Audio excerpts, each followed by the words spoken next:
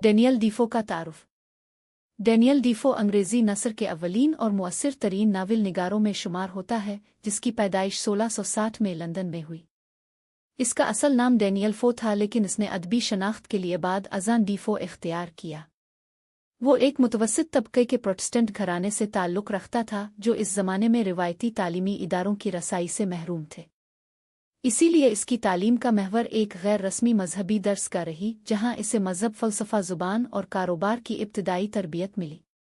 डीफो ने जवानी में तिजारत को बतौर पेशा इख्तियार किया, लेकिन इसे जल्द ही माली खसारे और कर्ज के बोझ ने घेर लिया, जो इसकी ज़िंदगी का मुस्तकिल हिस्सा बन गया।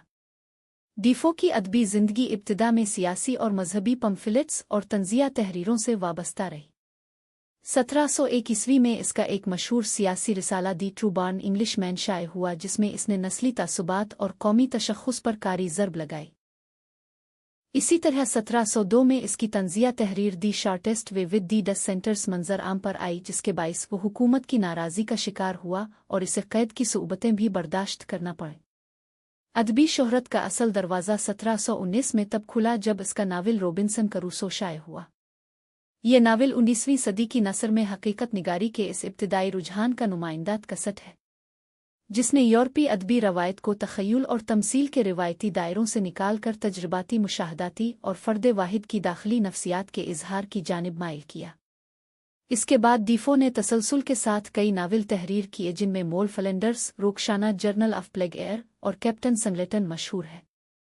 उन तमाम नावलों में इसकी तहरीरी सलाहियत, बयानिया की रवानी और किरदारों की दाखिली नफ्सियात को जिस महारत से बरता गया है, वो इसे अपने अहद के दीगर नसरनिगारों से मुमताज़ बनाती है। डीफो की तहरीरों में मुआसिर समाजी, इखलाकी, तिजारती और मजहबी मुबाहिस की झलक मिलती है। वो फ़र्द की खुदी तजर्बे की सदाकत और तबकाती कशमकश जैसे मौज़ूआत को हकीकत पसंदाना अंदाज में बयान करता है।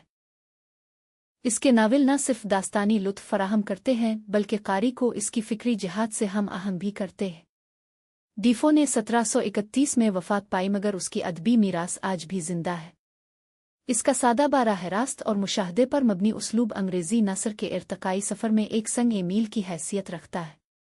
वो मुसन्निफ़ जिसे अपने ज़माने में तंज़, कैद और तंग दस्ती का सामना करना पड़ा, आज क्लासिकी नस्रनिगारी की पहली सफ़ में शुमार होता है।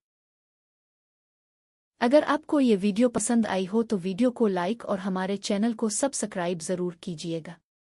इस इनायत पर हम आपके बेहद ममनून होंगे।